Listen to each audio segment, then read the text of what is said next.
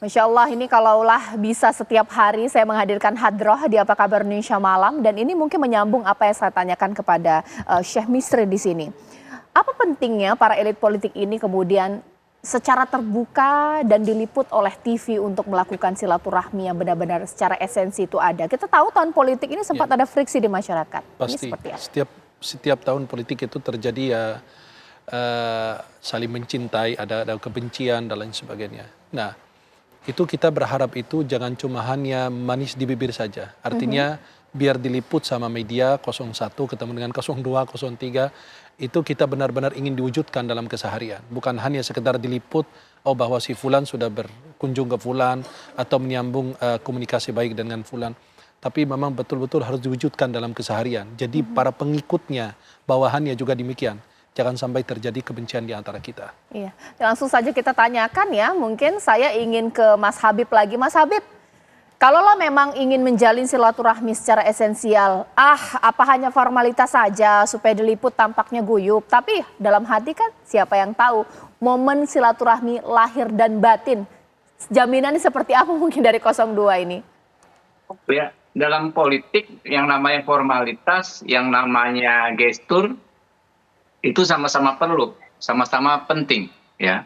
Karena kan rakyat melihat kita semua ya, melihat apa yang kita praktekkan. Kalau elitnya saling berkunjung, kemudian penuh sama-sama penuh kedamaian menyampaikan pesan-pesan damai seperti hari ini misalnya Pak Dasko dengan Mbak Puan, dua orang ya yang dapat dikatakan istilahnya sangat berpengaruh di paslon masing-masing, ya kan, menyampaikan pesan yang sangat-sangat sejuk bahwa sangat mungkin Pak Prabowo ketemu Ibu Megawati di suasana Lebaran. Nah, kalau Lebaran ini kan nggak jauh-jauh hari kan, ya di Syawal inilah, di bulan ini. Artinya kan masyarakat di bawah, di grassroots yang mungkin sampai saat ini masih ada yang bertikai, masih ada yang panas-panasan, ikut move on gitu, Mbak Caca. Mungkin sudah 98% selesai, tinggal menunggu putusan MK, apapun putusannya ya. Masyarakat sebaiknya move on. Nah, ini yang akan baik bagi kita karena kita akan kembali produktif, Mbak Caca. Ya. Kita produktif melakukan kerja-kerja melayani rakyat. Baik, sekarang saya ke Pak Nursirwan lagi deh. Pak Nursirwan, tadi kan Mas Habib mengatakan terbukalah kita untuk saling memaafkan dan ada kata move on. Nah, kalau move on ini sebenarnya bikin dari 03 masih mengganjal ini. Jangan-jangan maafnya lahir saja, batin enggak ini? Seperti apa? Ya, jadi kalau kita tadi kan hal yang esensial begitu ya harapannya. Tadi saya awal tadi sudah sampaikan bahwa tentu seperti diutarakan oleh Pak Habib tadi bahwa Mas Dasko dan Mbak Puan ya itu adalah bagian daripada proses yang tadi saya katakan awal bahwa itu juga membutuhkan pemahaman yang sama ya, berangkat dengan prinsip-prinsip dari kedua belah pihak untuk prinsip tadi saya utarakan di awal bahwa mengawali di bulan suci, setelah selesai bulan suci Ramadan ini kita kembali kepada fitrahnya bahwa seharusnya kita juga berpegangan kepada beberapa prinsip-prinsip yang itu esensial.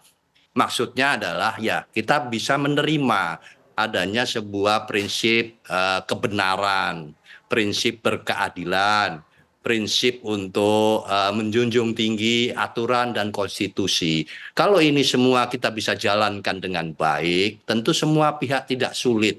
Kalau semua bisa mengerti dan memahami itu, memang tidak mudah dalam kondisi seperti ini. Jadi kalau supaya itu tidak hanya sekedar bahasanya berpura-pura begitu, ya kita harus secara ikhlas kita menjalankan beberapa prinsip itu. Semua pihak tentunya, tidak hanya satu pihak.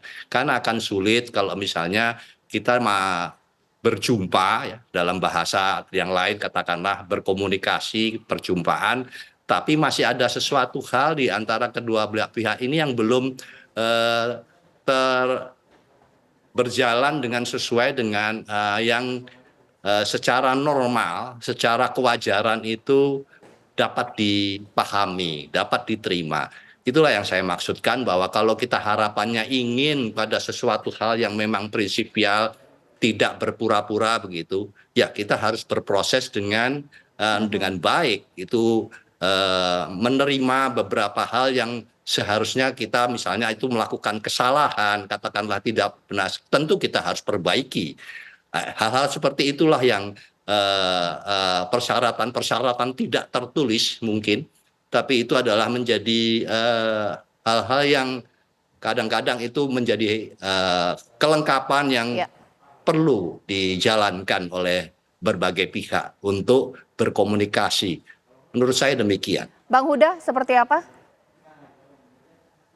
Ya, sekali lagi kita punya tradisi yang kuat ya soal keberbedaan, konfliktual, cara pandang yang berbeda antar pemimpin kita itu tidak harus menghalangi semangat silaturahim. Jadi hubungan antar pemimpin kita harus terus terjaga. Nah, pada konteks misalnya pada pasca Pilpres ini, kalau misalnya ukuran objektifnya adalah setelah nanti kita menunggu keputusan MK tanggal 22 Mei ini, saya kira Idul Fitri hari ini sebagai prakondisi awal untuk saling komunikasi, silaturahim, dan Lebaran ini kan 1 bulan. Jadi tanggal 22 keputusan MK masih menjadi bagian dari bulan Syawal ini. Jadi saya kira kita juga tidak harus memaksa pemimpin kita untuk sehari 2 hari ini untuk langsung menyambungkan silaturahmi secara terbuka. Jadi alamiah saja, kita berproses secara alamiah, secara baik. Prinsipnya sebeda apapun, terlebih-lebih pada konteks perbedaan cara melihat persoalan kebangsaan dan kenegaraan, tetap harus dalam bingkai silaturahmi yang tidak terputus. Oke. Syekh, ini pertanyaan yang sangat sederhana, tapi mungkin ada di benak masyarakat. Dalam Islam berdosa tidak ketika kita tidak murni 100% memaafkan orang? Masih ada mengganjal sama dengan putusan MK yang belum final saat ini? Jadi gini, kalau kita meminta maaf, itu karena suatu kesalahan yang kita lakukan. Tapi apakah orang itu yang kita pernah melukai hatinya, atau pernah membicarakannya, atau menjelekkannya, atau menjatuhkannya, atau melakukan sesuatu yang tidak baik bagi dia, apakah dia berdosa ketika tidak memaafkan? Tidak. Karena itu hak pribadi dia. Maka itulah, hati-hati kalau urusan itu menyangkut dengan orang. Kalau menyangkut dengan dosa dengan Allah, Allah maafkan subhanahu wa ta'ala.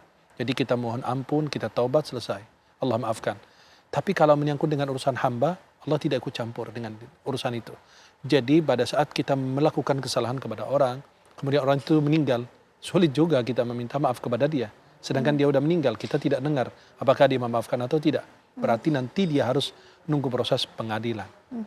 Kalau dalam Islam sendiri kita tahu bahwa memaafkan lahir dan batin ini seakan-akan agak sulit kita lakukan, kita laksanakan, kita amalkan untuk konteks politik di mana saat ini juga proses politik belum selesai, masih ada pilkada, elit-elit politik menganggap biasalah intrik-intrik seperti ini lumrah dalam Memang politik. itu kepura-puraan itu harus ada di dunia politik. Jadi kepura-puraan dalam arti ya kita saling bertemu, perpelukan husnuzan kita, baik sangkanya kita adalah memang betul demikian. Tapi kadang-kadang kepura-puraan untuk menarik simpati orang, bahwa saya lebih mulia, saya memaafkan, saya mendatanginya, saya berkunjung atau saya menyambung tali silaturahim kepada orang tersebut.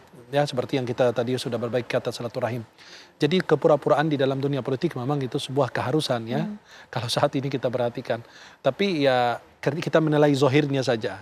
Ya, zahirnya saja bahwa insya Allah mereka saling memaafkan dan harus mereka semua saling mengajak untuk berperan apa? Semua pihak berperan untuk membangun bangsa. Jadi seandainya itu sudah ada selesai final itu untuk keputusan bahwa siapa pemimpin bangsa ke depan berarti semua harus dirangkul. Dan tidak boleh ada dendam di antara kita.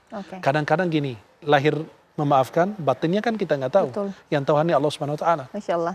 Maka kalau dunia politik itu kadang-kadang terjadi hal-hal yang ya kadang-kadang nggak masuk akal dan apalagi masuk hati kita gitu ya. Betul. Syekh, nanti saat lagi kita juga akan membahas ya bahwa kalau sudah merangkul itu harus semua, jangan ada yang dianaktirikan tidak diajak. Mengingat Prabowo Subianto akan bertemu dengan Megawati Soekarno Putri, Anies kenapa nggak diajak? Sesaat lagi kita tanya kepada narasumber usai jeda berikut.